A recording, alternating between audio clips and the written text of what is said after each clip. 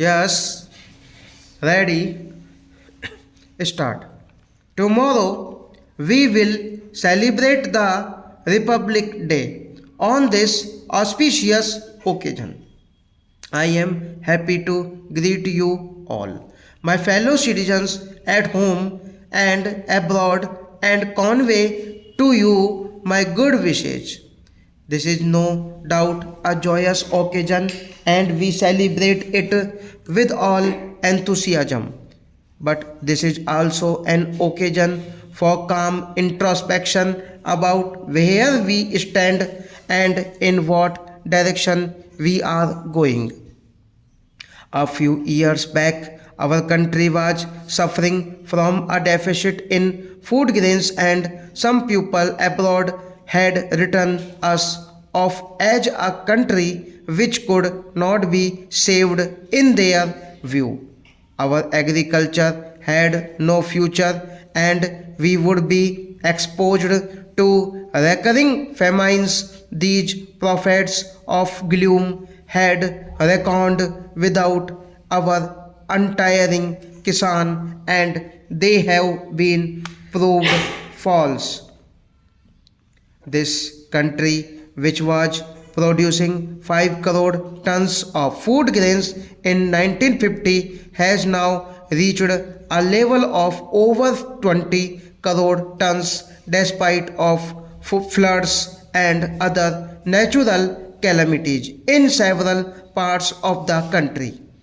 The credit for this goes to the Kisans, the vast majority of whom are small and marginal farmers. The developmental efforts over the last 30 years, which have been channelized by successive 5-year plans, have resulted in the execution of many major, medium, and minor irrigation projects all over the country. The assured water supply from these projects, as well as production of fertilizers, pesticides, and high yielding strains, have all aided the Kisan in ushering in an era of plenty. Because of the record output of food grains and industrial raw materials, we have been able to achieve a measure of price stability and contain inflation.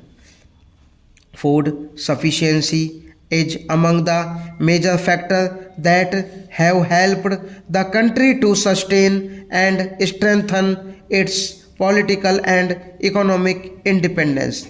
We cannot, however, afford to be complacent. In the coming years, we will have to place agriculture on a sounder and more viable base.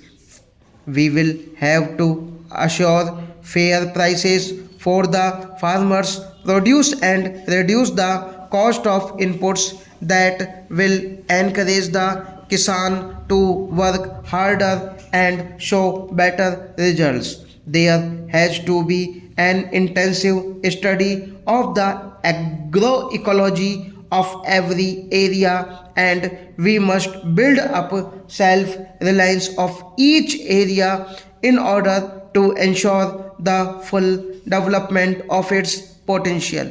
If farmers, scientists, extension workers, developmental administrators, mass media agencies, and above all, our political leaders will all work together, we can soon regain the old image of our as a land full of milk and honey. While this achievement is certainly within our reach, a radical change in the entire system of our urban societies is essential for attaining this goal. The brain drain and the depletion of resources from the village to the city must not only be stopped but must be reversed. The imperative need is for a happy combination of brain and drain drawn for achieving the rural prosperity.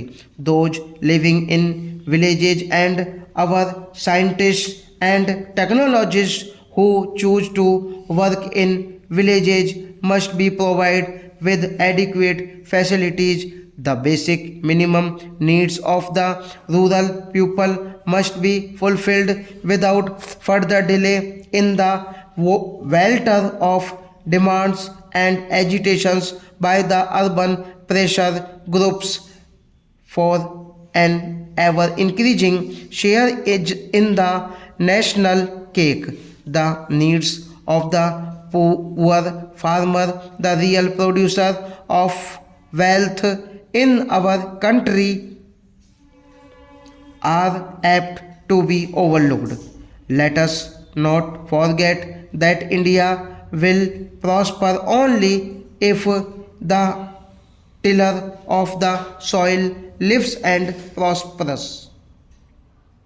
Our hard-working peasantry have proved time and again that they are ready to adopt new technology, providing they are helped to do so. It is now the responsibility of every citizen in this country to ensure that our farmers are able to produce more food from less land. This presupposes considerable attention in safeguarding our basic agricultural assets like soil, water, flora and fauna, so that productivity can be improved without harming the long-term production potential of soil and water. I have had occasion to fly over the Himalayas in recent months, and I saw shocked to see the extent of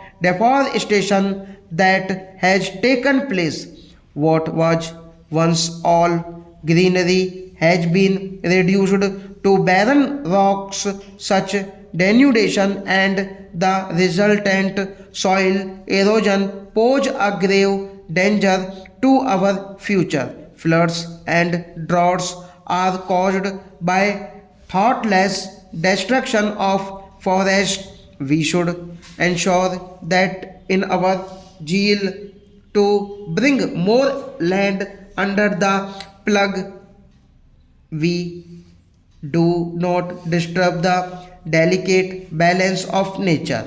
We need to create new forest belts to be maintained in perpetuity.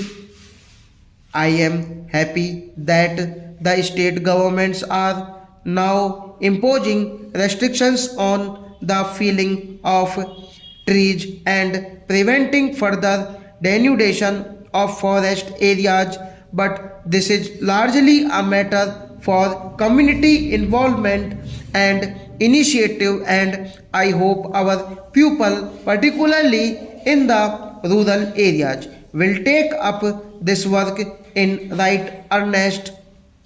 If today many people still go without enough food, it is not because of lack of food, but rather because of lack of purchasing power. Hence, our agricultural plans will have to aim at generating more and more employment in the rural areas, in addition to providing food for our growing population. Stop.